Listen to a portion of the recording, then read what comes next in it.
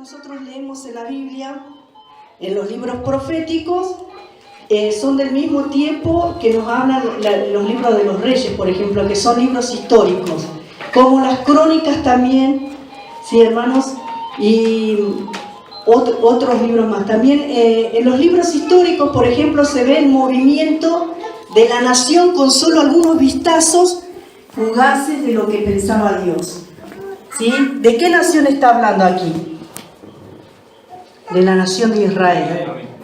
Esa que Dios la escogió para sí, dice que no era pueblo, que no existía, que eran esclavos.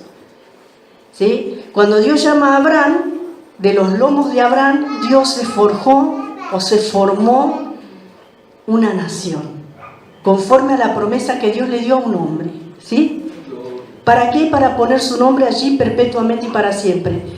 Por eso en los libros históricos se ve el movimiento de la nación solamente con algunos vistazos fugaces de lo que pensaba Dios. ¿Sí? En los libros históricos podemos ver esto. ¿Sí? ¿Cuáles son los libros históricos? A ver, los que estudiaron, los que saben los libros, a ver. Crónicas, Reyes, Samuel, Jueces. Muy bien. Esther, Apocalipsis. Ruth, no, Apocalipsis no es. No, tampoco es. No, es el libro de revelación, ¿sí? Según la palabra de Dios. Amén, hermanos. Y en los libros proféticos, en cambio, hallamos las palabras de Dios y sus pensamientos. Es diferente. En los libros históricos que hemos nombrado, que nombraron los hermanos, se encuentra acerca de la historia con algunos vistazos de Dios nada más. Pero en los libros proféticos hallamos las palabras de Dios y sus pensamientos. Que esto es muy tremendo, hermanos. Una cosa es la historia de la nación y de cómo Dios obraba, y otra cosa es lo que Dios pensaba y lo que Dios decía a su pueblo a través de los profetas. ¿Sí? ¿Vamos entendiendo? Eso lo encontramos todo en la Biblia, todo está en la Biblia. En los libros proféticos, en cambio, hallamos estas palabras y los pensamientos de Dios, y solo de vez en cuando se introduce algo de la historia del pueblo. ¿Sí? Viene todo, por eso es importante cada libro de la Biblia. Los libros históricos, en definitiva, son la narración de los acontecimientos. Hasta el día de hoy es esto así. Hasta el día de hoy, la historia de Israel está en suspenso, según el punto de vista de Dios, porque Dios va a seguir tratando. ¿Sí, hermanos? Y según la historia, el pueblo gentil alcanzó la salvación, y este es el periodo de las naciones gentiles. Amén. Los libros proféticos son el punto de vista de Dios acerca de ¿qué? De los acontecimientos del mundo. Por eso nosotros siempre tenemos que ver como Dios ve. Tenemos que pensar como Dios piensa. Porque los acontecimientos del mundo o de las naciones, incluso de la nación de Israel, muchas veces no van de acuerdo a los pensamientos y a la palabra de Dios. Por eso el mundo está como está. ¿Amén? ¿Hasta acá entendemos esto? Amén. Otra cosa, ¿cuándo aparecieron los profetas? La pregunta. No siempre existieron los profetas. Primero eran los patriarcas. ¿Cuáles eran los patriarcas? Abraham, Isaac, Jacob. ¿Sí, hermanos? Noé también fue utilizado por Dios, hermanos, para traer la palabra de Dios. Y bueno, antes de que aparezcan los profetas. Luego aparecieron los caudillos, los reyes, por los que Dios gobernaba también. ¿Sí?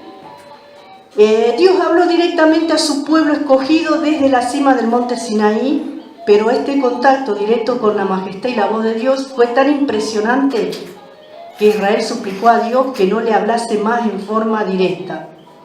Y eso lo encontramos en Deuteronomio capítulo 5, versículos 27 y 28. Efectivamente el Señor, por regla general, se reveló a Israel solo por medio de hombres escogidos, quienes recibían el mensaje de Dios y lo transmitían al pueblo. A esos hombres se los llamó profetas. Amén, hermanos. Por eso usted quiere, cuando alguien le pregunte, ¿y de dónde salieron los profetas? Lea Deuteronomio 5, 27 y 28. Estaría bueno que el próximo martes traiga algo para anotar. Amén. ¿Sí? Efectivamente, fue así, y usted lo puede leer en Éxodo 20, versículo 18 al 26, también Proverbios 25, puede leer esto. Y ahora, ¿qué significa el término profeta? Esto es importante, yo lo sé, ¿usted lo sabe? Amén. ¿Usted sabe? Pero no todos los hermanos lo saben. Sin embargo, ¿saben por qué? Porque muchas veces escuchan, venía a tal lugar que viene el profeta tanto. ¿O no? Viene el profeta de la sanidad, viene el profeta del milagro, viene el profeta de la prosperidad. Hoy se le pone mucho este título o este nombre a las mujeres. Generalmente los hombres son los apóstoles, aunque ahora hay apóstoles mujeres. Bueno, yo nunca lo vi eso en la Biblia, ¿no? Apóstolas y profetas. Bueno, el término profeta es la palabra hebrea nabi o naví, y se encuentra centenares de veces en la Biblia con todos sus derivados. Nosotros vimos esto acá en la iglesia, ¿verdad, hermano? Los que vinieron al estudio bíblico, ¿se acuerdan? Es algo difícil de llegar a conclusiones muy definidas acerca del significado de la raíz hebrea, pero comparándola con palabras semejantes de otros idiomas orientales, podemos ver algunas definiciones bíblicas, ¿no? Según los estudiantes de la Biblia. El origen de Nahabi o Nabi se ha considerado ser una forma de Nabai, que habla en Proverbios 18:14. Y tiene este significado, para que usted entienda: hervir, burbujear, bullir. Y la idea es que el profeta está bajo la influencia de algo exterior, es decir, que ha sido henchido, cuando decimos fue lleno, inspirado y rebosado. ¿Y quién es el que hace eso? El sábado se habló de esa persona aquí en el culto. ¿Quién es el que hace eso? Espíritu Santo. El Espíritu Santo. Gloria a Dios. Gloria a Dios. Y bueno, hermanos, en resumen, profeta es una persona que hace declaraciones bajo la influencia del Espíritu Santo con gran fervor. Salmo 45:1, Jueces 6:34, Miqueas 3:8. Dios dentro de uno. Hebreos capítulo 1, versículo 1 y 2. Un agente activo que pronuncia un discurso y proclama un mensaje que llama la atención al pueblo en el nombre de Dios y en lugar de Dios. ¿Sí? Gloria al Señor. Los distintos nombres que recibieron los profetas del Antiguo Testamento lo podemos ver. ¿Sí? Hombre de Dios, que significa calidad. Varón de Dios, que significa pertenencia. ¿Sí? Gloria al Señor. Hombre, ¿qué calidad de hombre es? Es un hombre de Dios. Varón, ¿sí? De Dios, que ese varón pertenece a Dios. Otro nombre que se le da, siervo de Dios y siervo de Jehová. Todos estos nombres, cuando usted encuentra en la Biblia, está hablando de un profeta. ¿Sí? Mensajero también. Hoy no voy a leer todos los textos, pero tengo todos los textos acá que lo avalan. Pero estoy dando solo una introducción y no vamos a alcanzar. También se le llama declarante de la palabra de Dios. Se le llama hombre de espíritu, portador de cargas, predicador, vidente también. Antiguamente se le llamaba vidente al profeta, amén. Y hermanos, en el hebreo, en este término vidente, hay dos palabras con sus derivados que se traducen vidente, visión, ¿sí? Y por ejemplo la palabra es roé, que significa el acto físico de ver, que muchos hermanos, por la gracia de Dios, el Señor les concedió poder ver las cosas espirituales, amén. Tener visión. ¿Algunos de ustedes que están acá alguna vez tuvo una visión? Qué tímidos que son. Yo sí tuve visiones, hermanos. Tuve visiones mientras oraba y tuve visiones en sueño también. Y es tremendo cuando uno sueña algo, pero a la vez tiene una visión, porque se diferencia. El Espíritu Santo nos da discernimiento, amén. ¿Sí? No sea tímido para con Dios, amén. Y José, que expresaba más que el mero acto físico de ver, que es algo espiritual ya, ¿sí? También se le decía al profeta intérprete. Miren todos los nombres que tiene, ¿eh? Y por último, atalaya o centinela. Todo esto se le llamaba el profeta, y cada uno de estos nombres tiene un texto donde nos confirma, uno o dos textos de lo que está diciendo y lo que está significando ese nombre. Gloria al Señor. ¿Cómo recibían los profetas el mensaje de Dios? Dios les hablaba en muchas maneras, como dicen Hebreos, por medio de visiones, por medio de símbolos, por medio de parábolas, de sueños y también por su voz directa. ¿Sí? ¿De qué hablaban los profetas? Otro tema. Mañana vas a tener un auto. ¿De qué hablaban los profetas, hermanos? Debemos tener en cuenta que la misión del profeta tenía dos aspectos principales: predicar y predecir. ¿Sí? Con respecto a predicar, los profetas eran portadores de un mensaje para su propia generación, para un momento determinado, instando constantemente al pueblo a volverse a Dios. Para eso era el acto de predicar del profeta. No dice nada de riqueza, no dice, hermano, no dice nada de esas cosas, ¿sí? Y predecir, también veían y anunciaban acontecimientos futuros, sucesos que ocurrirían en un futuro cercano y sucesos que ocurrirían en un futuro lejano. Gloria al Señor. Por ejemplo, Isaías vio el nacimiento de Jesús, los sufrimientos de Jesús, y así muchos de los profetas anunciaban cosas que ellos también se preocupaban por saber para cuándo va a ser esta gloria. Hermanos, como nosotros hoy la Iglesia del Señor, ¿qué estamos anunciando? Que Cristo viene, que hay un reino para heredar, que hay una eternidad sin enfermedad, sin maldición, sin muerte, que hay vida eterna, hermanos, que no va a haber más miseria, no va a haber hambre, no va a haber más necesidad ni de luz, ni del sol, ni de la luna, porque el mismo Cordero va a iluminar la ciudad, dice la palabra. Calles de oro, mar de cristal, eso estamos anunciando, hermanos, pero que también el hombre va a ser juzgado un día, ¿sí? Y bueno, lo mismo, los profetas del Antiguo Testamento anunciaban acerca de Jesús y de su ministerio, y en el caso de Daniel, que es uno de los libros escatológicos, y bueno, de Apocalipsis en el Nuevo Testamento, anuncian de las cosas futuras. ¿Sí, hermanos? Lo que anuncia Daniel todavía no se ha cumplido en su totalidad. ¿Amén? El testimonio de los profetas, ¿cuál era? El testimonio de Jesús, acerca de Jesús. Y en realidad es el espíritu de la profecía, el testimonio de Jesús, de Génesis a Apocalipsis. ¿La Biblia de quién me testifica? De Jesús. ¿Amén, hermanos? Lo puede leer en Apocalipsis 19, versículo 10. Bajo la inspiración del Espíritu Santo, los profetas testificaron acerca de Jesús y de la redención que Dios obró por medio de él. ¿Cuál era la misión de los profetas? Tratar de rescatar a la nación de su idolatría y su maldad. No habiendo arrepentimiento, anunciarles que serían destruidos. Esa era en la antigüedad. Pero no destruida del todo, sino que un remanente sería salvo. Eso es lo que ellos predicaban y anunciaban. Del medio del remanente saldría un testimonio que se extendería por toda la tierra y atraería al Dios verdadero gente de todas las razas. ¿Quién era este testimonio? Jesús. Gloria al Señor.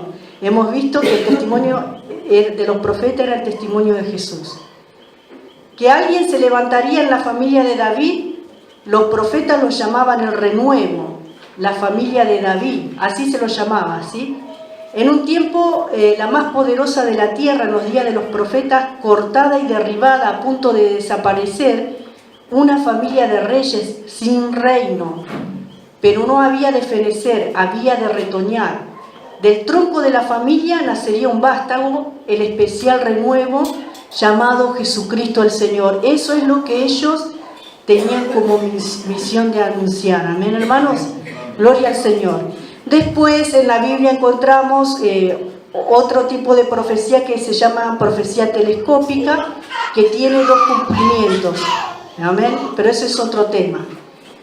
Ahora vamos a ir a lo que nos interesa a nosotros en esta noche, el libro del profeta Amós. ¿Sí? El libro del profeta Amós fue escrito, o fue dada esta palabra, 760 años antes de Cristo aproximadamente. Es el libro segundo en la cronología de los profetas. Vieron que nosotros no lo tenemos al principio. ¿Cuál es el primer libro profético que tenemos en la Biblia? Isaías. ¿Sí? Pero, según la cronología, en el orden en que fueron escritos, está el libro de Amós en segundo lugar. ¿Sí? Su nombre significa carga o portador de carga. El nombre Amós. Su hogar, lo vamos a leer luego en el capítulo 1. Nació en Tecoa, una aldea situada a unos 20 kilómetros al sudeste de Jerusalén. ¿Cuál era su oficio? Todos lo sabemos. ¿Cuántos saben cuál era el oficio de Amós? ¿Qué era? Era boyero, era pastor y cosechador de higos silvestres. A ver, algún hábil en la Biblia que busque el capítulo 7, versículo 14. ¿Sí? Ahora vamos a leer. Otro que me busque el capítulo 7, versículo 14 y 15. Gloria al Señor. Y lo pueden estar leyendo ahora. Estamos en el libro de Amós. Abra su Biblia allí. 7, 14. Entonces respondió Amós. Dijo a Amasías: no soy profeta, ni soy hijo de profeta, sino que soy boyero y oído silvestre. Tremendo. No soy profeta ni hijo de profeta, dijo, sino que soy boyero. ¿Sí? Hermanos, era pastor también, ¿sí? Gloria al Señor. Cosechador de higos silvestres, como dice acá en el capítulo 7, versículo 14. Su ministerio. En el capítulo 7, versículos 14 y 15, leemos nuevamente el 14 y el 15. Otro que lo encontró. Entonces respondió Amós y dijo a Amasías: no soy profeta ni soy hijo de profeta, sino que soy boyero y recojo higos silvestres.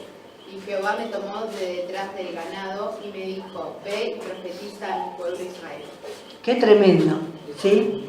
Acá vemos que él mismo en su declaración o en su predicación nos dice que no era profeta. ¿Qué quiere decir? Que no era profeta oficial. Es lo mismo que a usted el Señor lo llame para un ministerio y de pronto usted dice: yo jamás me imaginé, como dijo el pastor el otro día, que iba a estar pastoreando o que iba a estar predicando. ¿Sí? Porque en nuestros días ser un profeta es ser un predicador. ¿Sí, hermanos? Gloria al Señor. Y no era ni hijo de profeta, pero que Jehová lo tomó de detrás del ganado y lo constriñó. ¿Qué significa constriñó? Lo constriñó a que fuera a proclamar su mensaje. Significa oprimir. La palabra constriñó significa apretar y significa obligar y significa limitar. Y muchas veces nosotros estamos en esa situación y no sabemos por qué. Es porque el Espíritu de Dios te está oprimiendo, te está apretando, te está obligando y te está limitando para que hagas la obra de Él. Y muchas veces no sentís satisfacción y parece que estás angustiado y parece que hasta te duele la cabeza, te duele el cuerpo, que estás así, de esa manera. ¡Qué opresión! Es el diablo, hermana, hermano. Es el diablo. No es el diablo, es el Señor. Porque no haces lo que Dios quiere que hagas. ¿Sí? Hemos visto que el significado de la palabra profeta era estar bajo presión. Tiene la idea de ¿vieron? ¿Cuántos conocen la olla de presión? La famosa marmicó.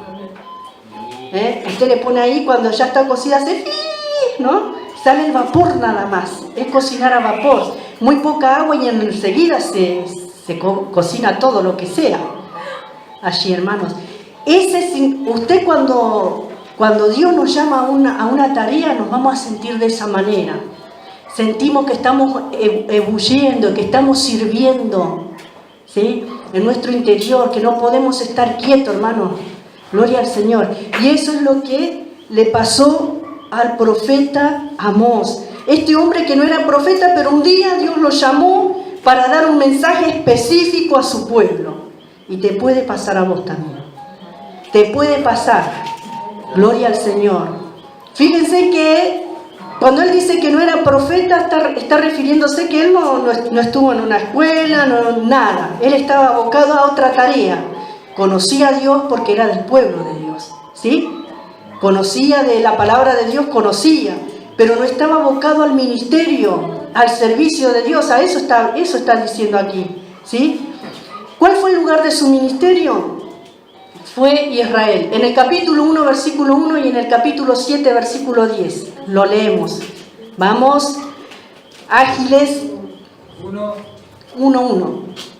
La palabra de Amós, que fue uno de los pastores de Tecoa, que profetizó acerca de Israel en días de Usías, rey de Judá, y en días de Jeroboam, hijo de Joás, rey de Israel, 2 años antes del terremoto. Gloria al Señor. Y el 7:10.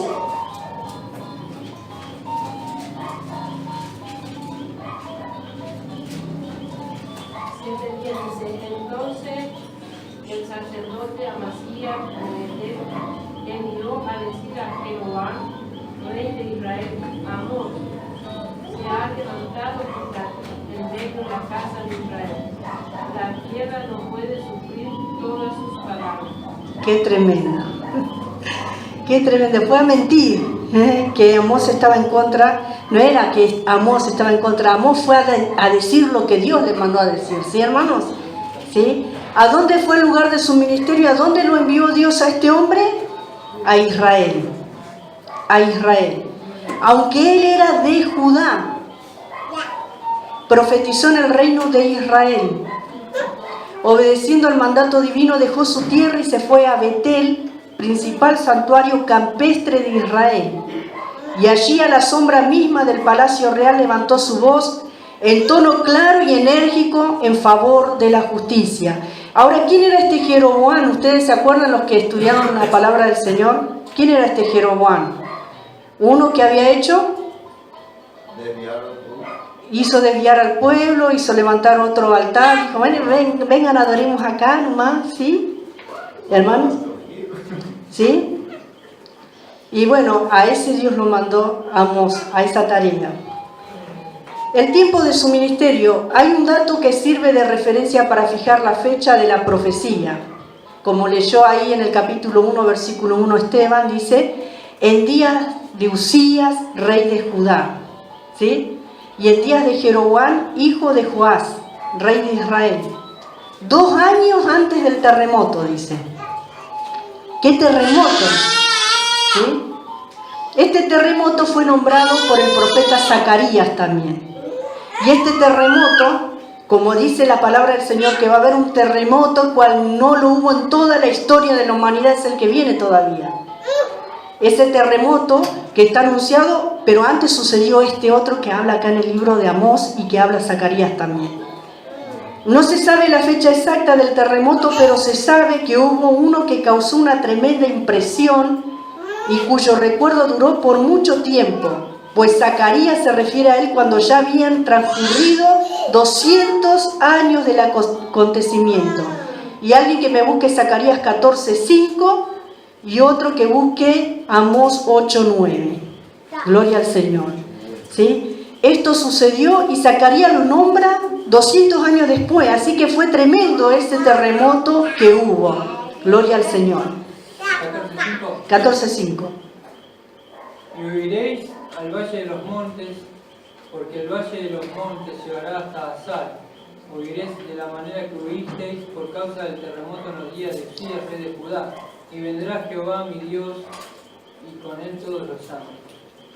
Gloria a Dios. ¿Vieron? Cuando Zacarías hace ese nombramiento, habían pasado 200 años, 2 siglos. Amós 8:9. Sí. Acontecerá en aquel día, dice Jehová el Señor, que haré que se ponga el sol a mediodía y cubriré de tiniebla la tierra en el día claro. Gloria al Señor.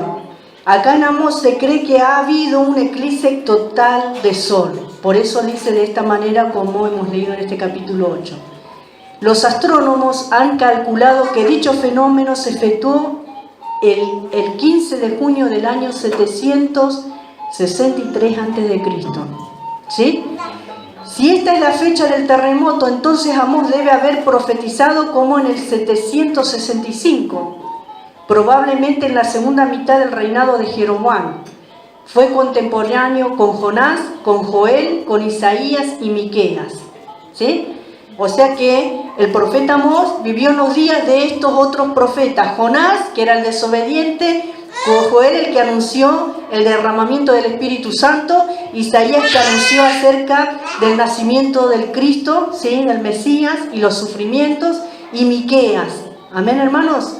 Gloria al Señor. Las condiciones políticas en el tiempo de Amós. Fíjense que hemos visto que Dios, a través de los profetas, expresaba su palabra y su pensamiento. Usaba a los profetas para decir lo que Él pensaba y lo que Él quería a la nación. Amén, hermanos.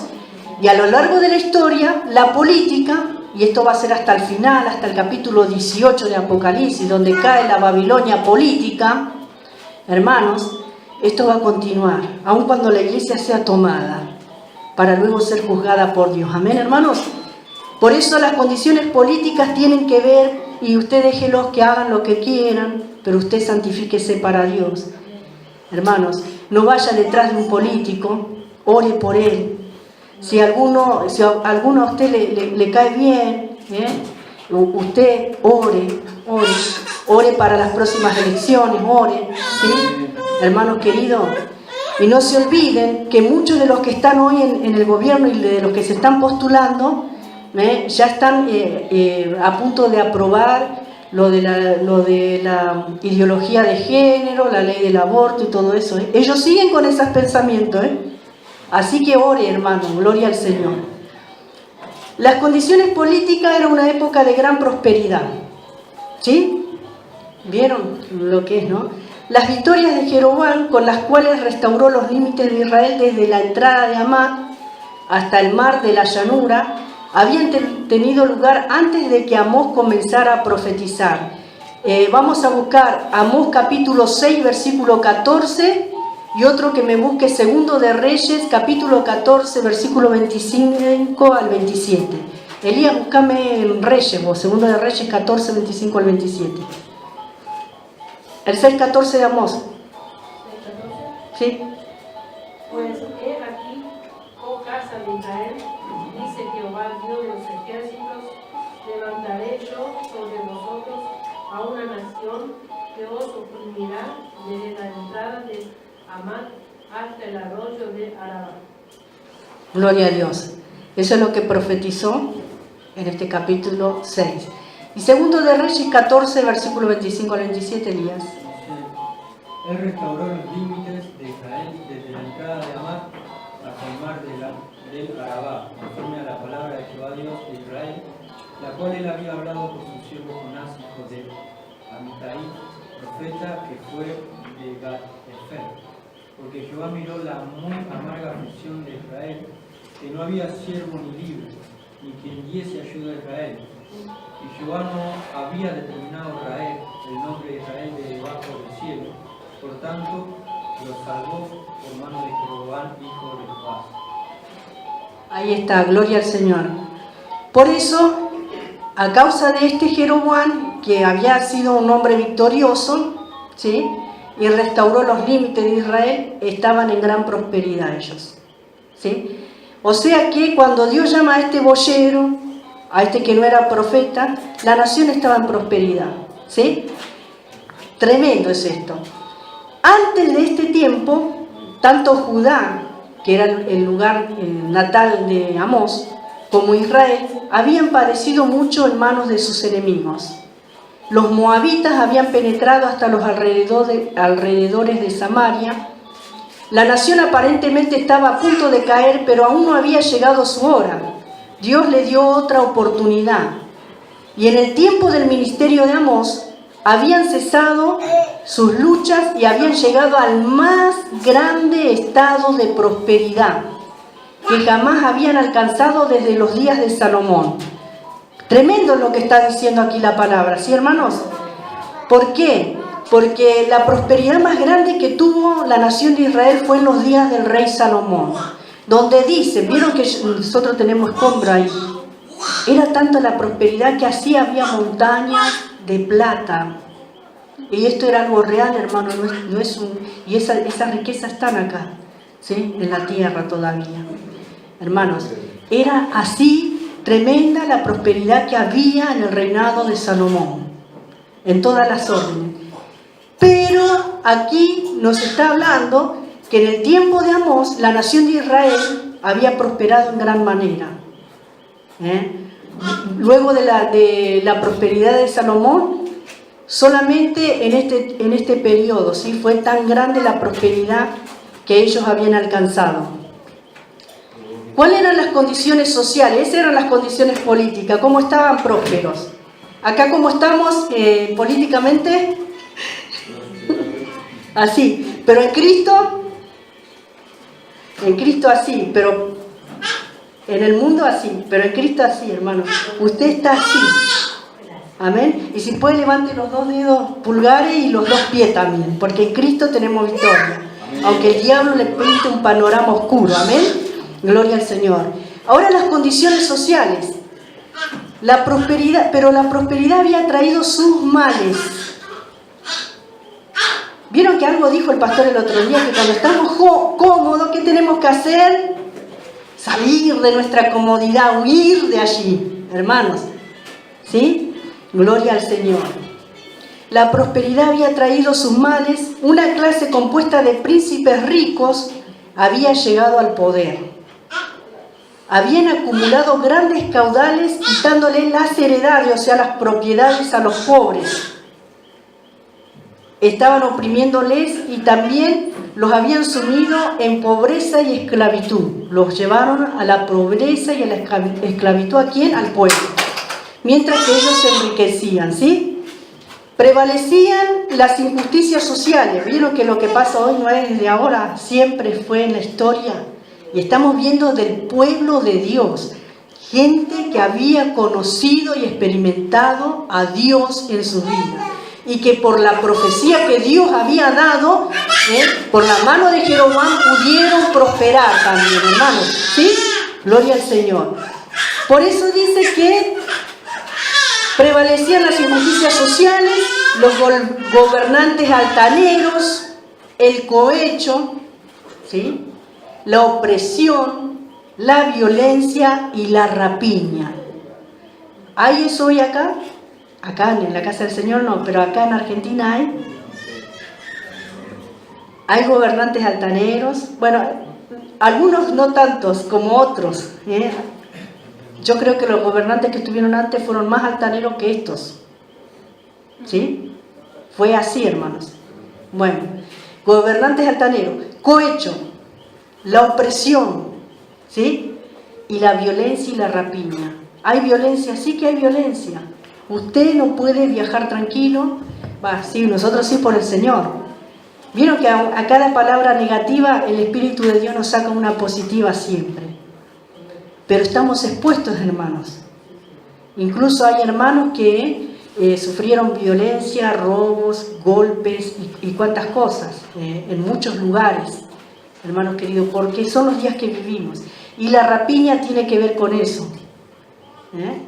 La rapiña, te roban el perro, te roban las plantas, las macetas. Escuchadme, hermano. En este barrio pasa eso. Si usted deja una maceta linda, una planta, se la roban y se la van a vender al vecino de la otra cuadra. Pasa acá. ¿Sí? No puede dejar una ropa colgada porque en cualquier momento desaparece. Es lamentable, pero son los días que vivimos. Hermano, cada vez las casas, usted no sé si se dio cuenta. Bueno, la colectividad boliviana siempre son de levantar rejas y alto, ¿no? Pero cada vez las casas son todas más enrejadas que nunca. ¿O no es así? Gloria al Señor.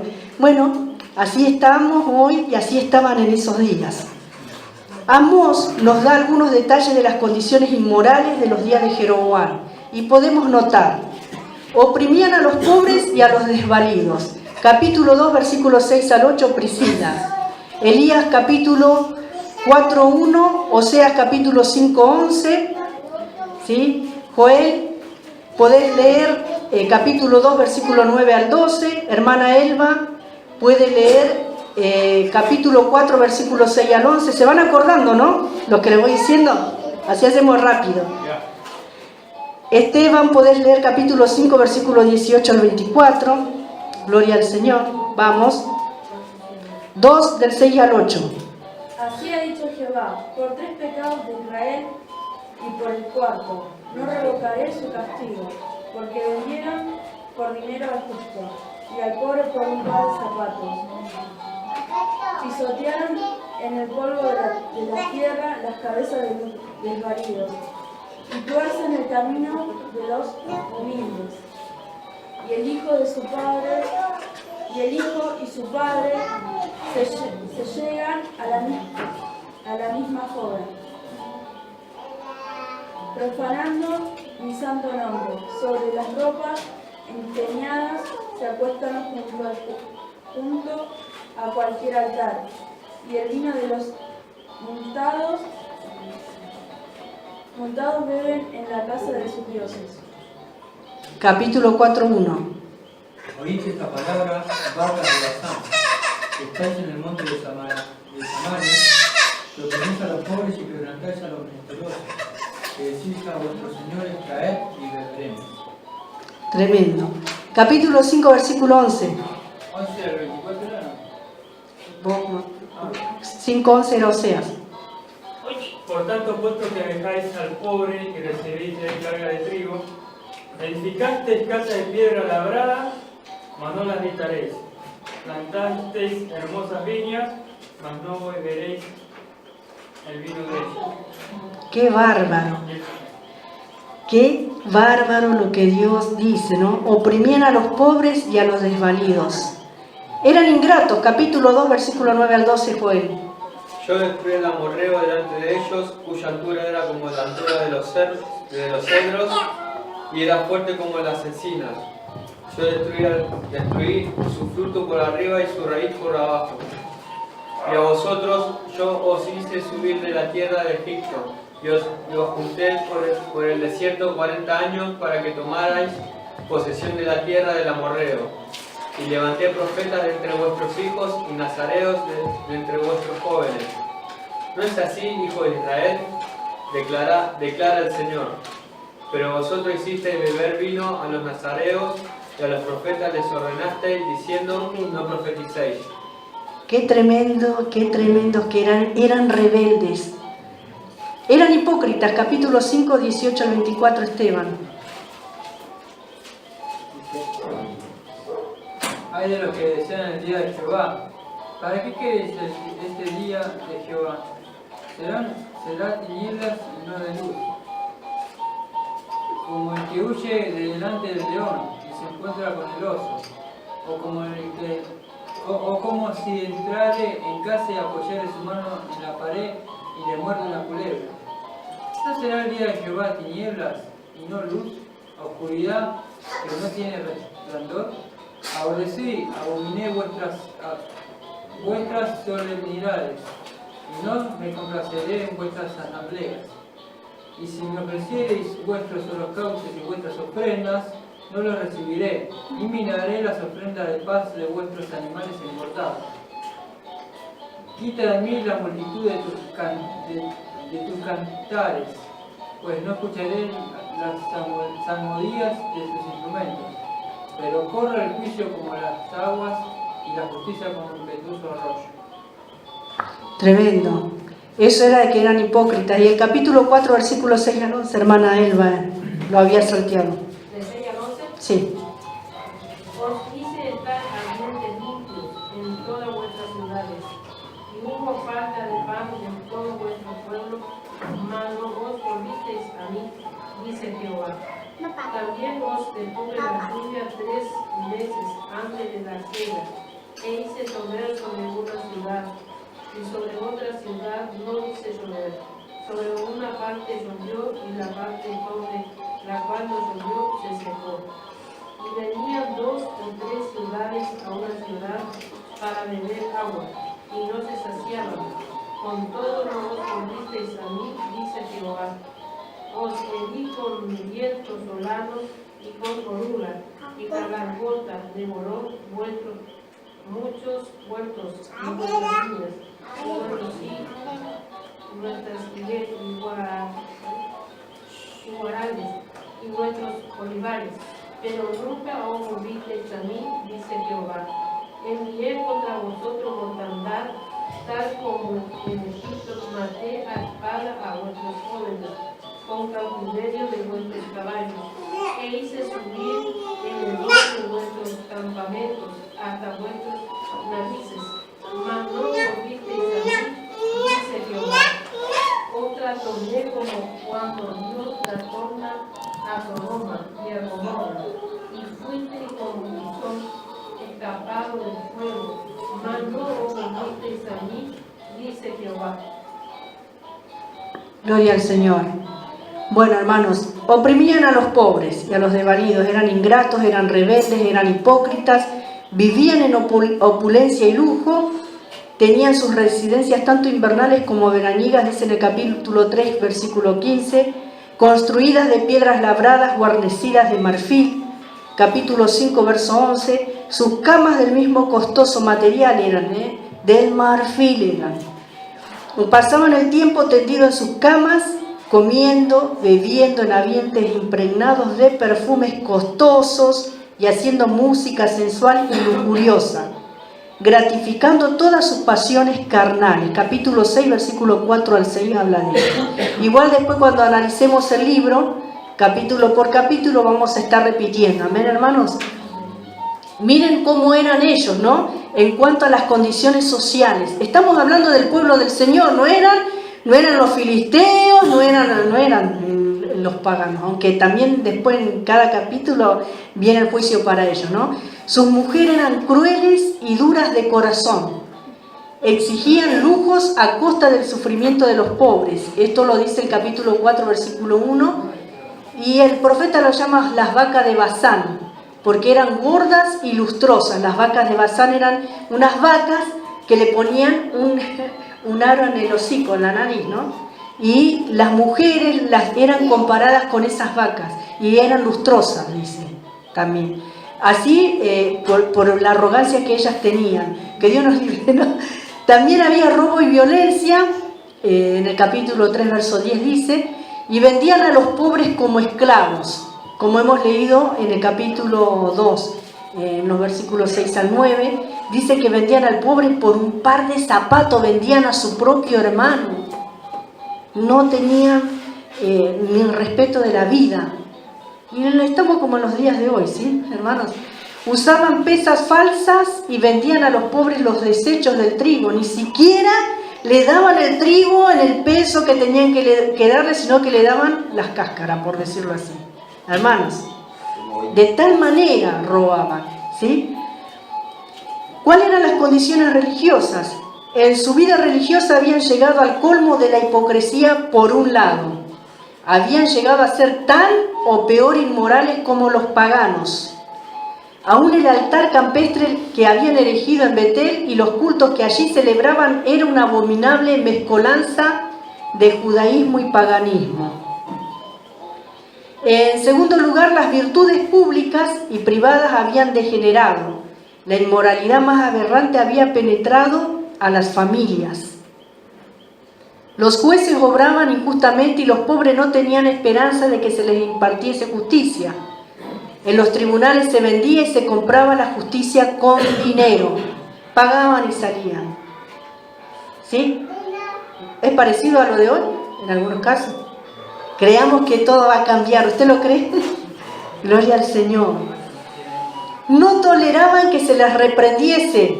Encima, el que pretendía hacerlo era declarado persona non grata. Capítulo 5, versículo 10. Buscame Elías y lee ese pasaje. ¿Sí? Gloria a Dios. No toleraban que se les reprendiese. Ellos aborrecieron al represor en la puerta de la ciudad y el que hablaba lo recto abominaron.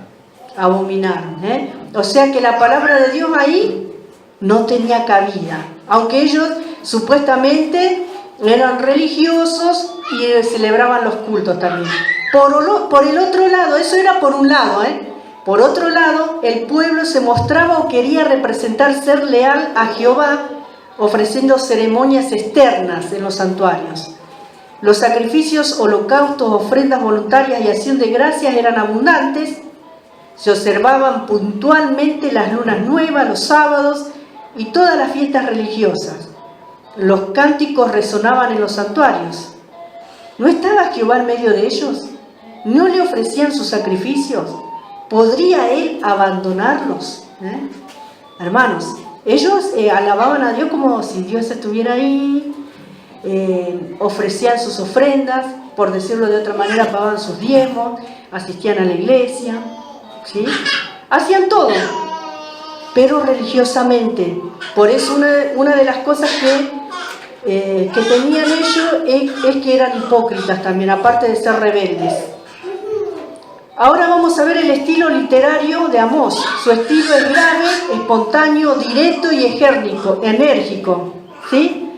Sus oraciones gramaticales son cortas y en ellas abundan preguntas, exclamaciones y apóstrofes. Conocía perfectamente el poder de la repetición. Repetía así, de esa manera es como él hablaba, ¿amén? Y como nosotros lo tenemos plasmado en la Biblia. Toma de la naturaleza muchas de sus figuras. Por ejemplo, exhorta a Israel que busque al que hizo las Pléyades y el Orión, le dice, ¿no? También les advierte que serán librados del enemigo como un pastor libra de la boca del león 2 piernas o la punta de una oreja, y cosas semejantes a estas que él emplea para hablarle al pueblo. Constantemente usa ilustraciones y concibe símbolos de los implementos de la vida rural y de los fenómenos de la naturaleza. Por ejemplo, ahí en la iglesia, en la Asamblea Cristiana, hay un pastor de ranchos. Este pastor vive literalmente en el campo, tienen vacas, tienen ganado, ¿no? Gallinas, tienen ovejas, tienen todo, ¿no? Y realmente lo hace reír, pero le ministra al hermano, le digo, tremendo. Y él usa en su predicación muchas de las figuras o de lo que él utiliza en el campo, lo que es su vida campestre, y nos explica lo que sería aquí en la ciudad para que entendamos. ¿Me entienden, hermanos? ¿Sí? Imagínense, nosotros estamos acá en provincia, pero ahí los hermanos son de capital la mayoría, muchos menos que la nada. Dice que el mejor GPS lo creó Dios, que es el caballo. Dice que el caballo lo lleva y lo trae. El caballo, por ejemplo, te lleva a un lugar y él mismo después vuelve sin que vos le estés indicando. Y eso lo hizo Dios en ese animal, hermanos. Y cosas como esas que uno se queda asombrado. Bueno, de la misma manera aquí Amós usaba estas figuras para poder explicar. Por ejemplo, también, basta Ramiro, el carro lleno de gavillas, zarandear el grano, huir de animales feroces, todo esto habla en su prédica. Arar con bueyes, el lazo para las aves, las langostas, el canastillo de fruta, que eso lo vamos a ver en el capítulo 8 también, ¿sí? Y el canastillo de fruta de verano, porque la fruta se pudre más rápido en verano, por eso él utiliza ese ejemplo. ¿Por qué dice fruta de verano y no dice fruta de invierno? ¿Por qué? Por esa razón. Miren, con todo esto él compara en su predicación o en su exposición al pueblo. Le tenía que ir a hablar a un pueblo rebelde, un pueblo hipócrita, un pueblo que no tenía ninguna sensibilidad para con Dios, que eran personas que oprimían y que eran ricos, y él les tenía que ir a hablar a ellos. La muerte de Amós, parece que Amós fue expulsado de Betel y algunos piensan que lo golpearon tan cruelmente que murió a causa de sus lesiones. Pero no murió hasta después de hablar en Betel. En el capítulo 7, versículo 10 al 17, habla esto. Tal vez se retiró a Tecoa después de haber sido arrojado de Betel y allí escribió el libro. Y hoy nosotros lo podemos compartir, ¿no? Lo tenemos como uno de los libros canonizados de la Biblia, ¿sí, hermanos? Gloria al Señor. Dios llama a un boyero de Tecoa. En un día señalado, en la vida de un campesino, el Espíritu de Dios vino a él con una comisión bien determinante. Recibió órdenes de ir bajo compulsión divina a un punto designado con un mensaje definido y debía dejar la tierra de Judá y penetrar los límites del territorio de Israel. Amós obedeció. ¿Sí? Gloria al Señor. Después está la festividad en Betel. Betel, el principal santuario de Israel al aire libre, estaba a solo 16 kilómetros al norte de Tecoa. Jeroboam I había establecido allí, había establecido otro en Dan también, pero de los dos el de Betel era el más importante. Los había hecho con el evidente propósito de impedir que las 10 tribus fueran a adorar a Jerusalén, donde podrían nuevamente someterse a la dinastía de David. Miren cómo es Satanás, ¿eh? ¿Cuál era la que tenía la promesa del Mesías? La dinastía de David, ¿sí? Del linaje de David debía venir ¿quién? El Mesías, Jesucristo el Salvador, hermanos. Por eso, miren cuando muchas veces nos sacan del lugar donde Dios nos puso. ¿Qué dijo el siervo del sábado? Que debemos estar en el lugar donde Dios nos haya puesto. ¿Dijo o no dijo eso? Fue el Espíritu de Dios. Bueno, de la misma manera, este Jeroboam quería desviar, y desvió, incluso lo logró hacer, al pueblo de ir a adorar al lugar donde Dios había escogido que se le adorase. Hermanos, y así muchas veces cuando nos desviamos, ¿sí?, del lugar donde Dios nos puso a nosotros. Amén, hermanos. Tenemos que tener cuidado con esas cosas. Y esto lo puede leer en 1 de Reyes 12, 25 al 33. El culto al becerro era oficial. ¿Cómo era? Oficial. Aquí adoraban a un becerro. Y lo puede leer en Romanos 1, 23, donde nos habla acerca de esto también. Pero además se rendía culto a Baal e imperaban muchas de las prácticas abominables de la idolatría cananita. ¿Se acuerdan que cuando Moisés subió y tardaba en venir, qué pasó? El pueblo le dijo, hacernos un Dios para que le adoremos. ¿Y qué le hizo? Aarón le escuchó al pueblo, hicieron el becerro de oro. Y lo seguían adorando después. Eran tan idólatras ellos, hermanos, que luego que cuando volvieron del cautiverio de Babilonia, recién ahí se cortó la idolatría de Israel. Siempre de constante, uno de sus pecados era la idolatría que ellos tenían, hermanos. Después ya se fueron al otro extremo, que cuando vino el Mesías no le recibieron, ¿sí? Después de salir del cautiverio, ya no recibían a nadie. Tal fue así que sus ojos estaban velados por propósito de Dios también, ¿verdad, hermanos? Cuando Amós recibió la misión de trasladarse a Betel, era un día de gran festividad allí. Había peregrinos venidos de todas partes del reino lujosamente vestidos, trayendo ricas ofrendas. Había música bulliciosa y ambiente festivo. Los sacerdotes entonaban melodías profanas mientras sus ayudantes trabajaban febrilmente preparando los innumerables sacrificios. Y hermanos, lamentablemente hay iglesias en que en la escuela bíblica para los niños le ponen música secular. Hay iglesias que en el momento de la ceremonia nupcial cantan canciones del mundo. Hoy actualmente, hermanos, esto está pasando, ¿sí? No podemos decir que estamos muy lejos, la sangre de los toros y de los machos cabríos cubría los altares. ¿Quiénes acá en este barrio celebran a los toros y hacen esas fiestas de colores y de música y de vestidos brillosos y todo eso? En la colectividad boliviana hace eso y adoran al toro. ¿Vieron que eso sigue hasta el día de hoy, hermanos? Eso no es así. Usted va a la verdulería y va a encontrar un torito ahí de madera, y andan ellos con su toro, con su torito de madera. Ahora algunos se acostumbran, pero los primeros días que ellos empezaban a hacer esto en el barrio era notorio, porque nunca lo habíamos visto. y cada vez se está avanzando más. Y bueno, podemos decir, bueno, son las celebridades de ellos, igual que la colectividad paraguaya, que son nuestros hermanos, pero no son de ellos. Ellos adoran a la Virgen de Capupé, ¿verdad, hermana? Bueno, todas esas son cosas que fueron cambiando de nombre, pero incluso hasta nuestros días llegan esas idolatrías. Amén. Por eso, miren ustedes que nosotros no seremos amos, pero tenemos un mensaje que dar también. Amén. Gloria al Señor. La sangre de los toros y los machos cabríos cubrían los altares.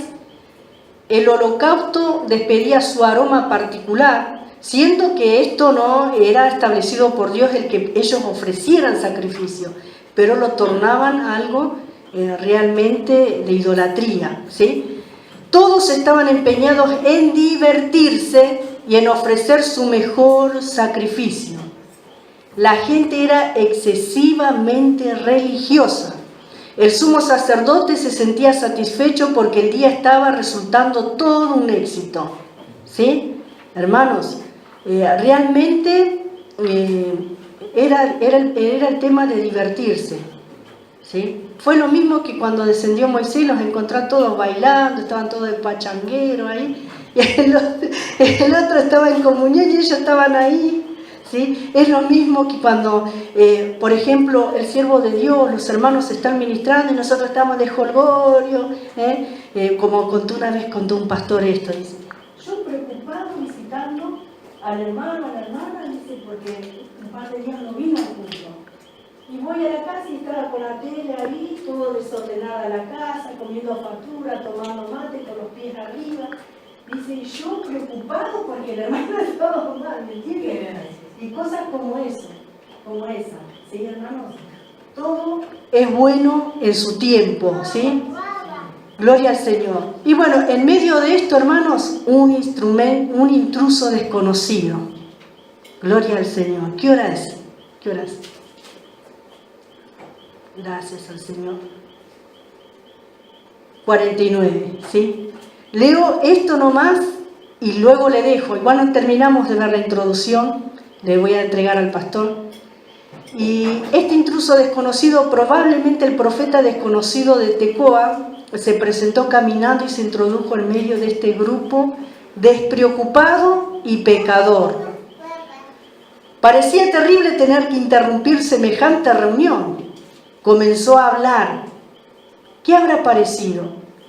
De comienzo tal vez la gente lo aclamó como una especie de animador nuevo del cual esperaba que los divirtiera un rato. ¿Sí? Tremendo. Lo rodearon para escucharlo. Era un predicador. Pero este predicador, campesino y desmañado, tenía un poder de atracción. ¿Y cuál era ese poder? La unción de Dios. Observemos a la multitud mientras la atrae hábilmente y la retiene, al mismo tiempo que le administra la reprimenda divina. Gloria al Señor. Hermanos queridos, que Dios los bendiga. Yo le voy a entregar al pastor en esta noche. Amén. Y el próximo martes vamos a seguir viendo, ¿sí? Con la ayuda del Señor.